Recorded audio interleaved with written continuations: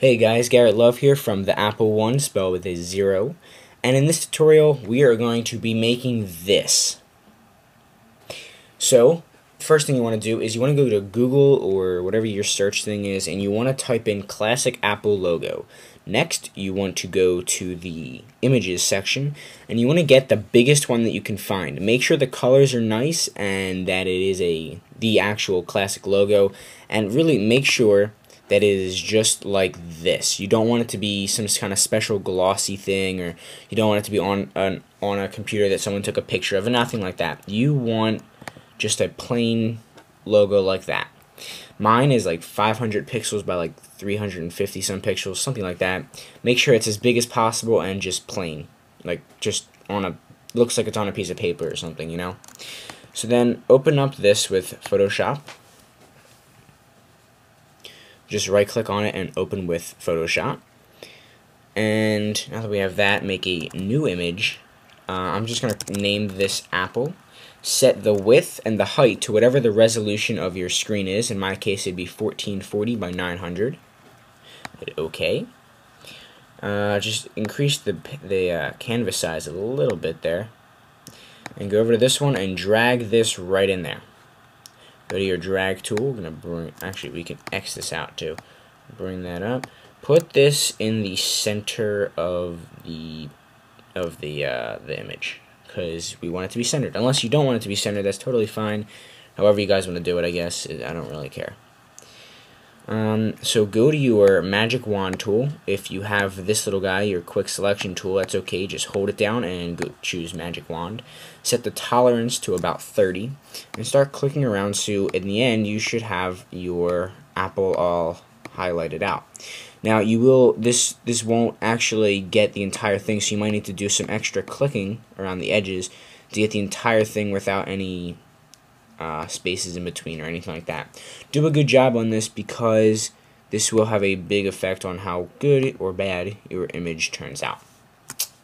Now that we have done that, go to Select, Inverse, and hit Delete. Good. Now, just deselect that, and we want to make a new layer. Now we want to have the Apple logo on top of everything, so drag that layer to the bottom like so. Now let's go to our first let's go to our gradient tool, and we're going to make this gradient a nice blue, like a nice dark blue to light blue. That's about good to me. Okay, actually, go to that code thing at the very bottom and copy that. That's important. Now go to this one, and we're going to change that color as well. Just going to make this as bright as possible. Good. Now go to your selection tool. Start at the bottom. Make that a little bit bigger. Start at the bottom and go up and line it up with the blue, just like that. Now go to your gradient tool and go from the bottom up,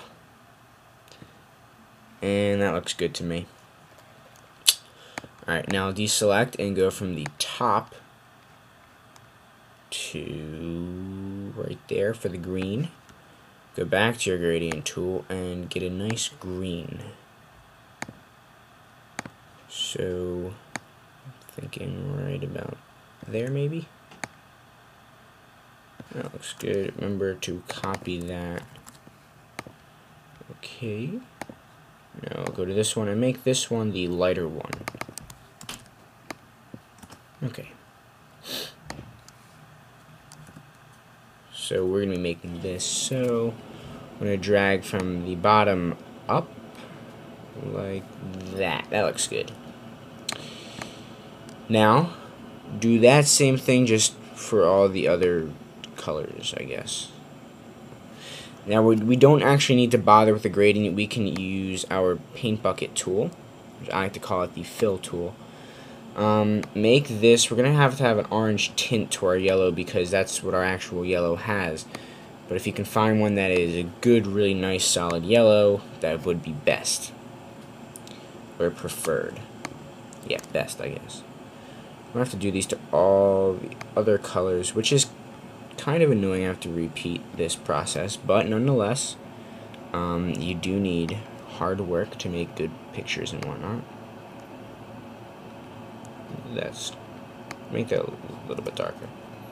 Go back to our paint bucket tool, and there we go.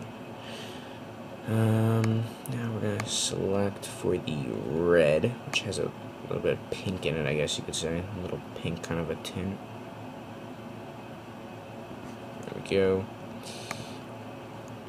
So we're gonna go up. See, if you want to have like an orangey red, you're gonna go down to the bottom. If you want to have a pinky red, you kind of go down to the top. We're gonna have a little pinkish little tint to it. Not too much, just a little bit so you can tell that looks good. Alright, now I'll do the same one for the last one, which would be the purple, and then we can move on to the other good stuff. There we go. Hope this is going good. Make this one darker, because this purple is darker than the brightest purple, definitely. There we go. So now that we have this nice, I mean, this looks good as it is, but we can make this look better. We are going to go to FX, right? Make sure you're on the layer 2 or your color layer with all the colors, and go to FX and drop shadow.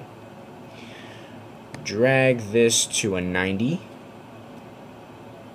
Oh, no, wait, never mind, cancel.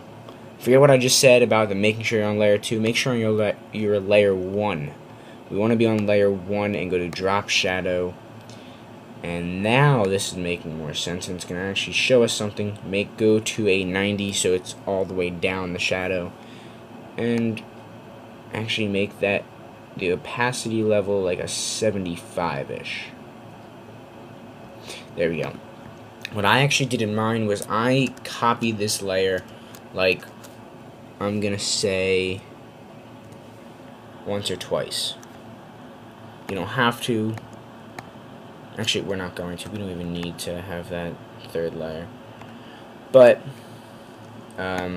really, whatever you guys prefer. So there you go. That is our lesson video for this. I think it came out really nice. There, I think it came out nice. So that's our video. I hope everyone had a Merry Christmas, and I will be making another video hopefully before the New Year. So yeah, thank you guys for watching. If you enjoy my content, please subscribe. That would be greatly appreciated. And as always, thank you for watching, and I will see you guys next time.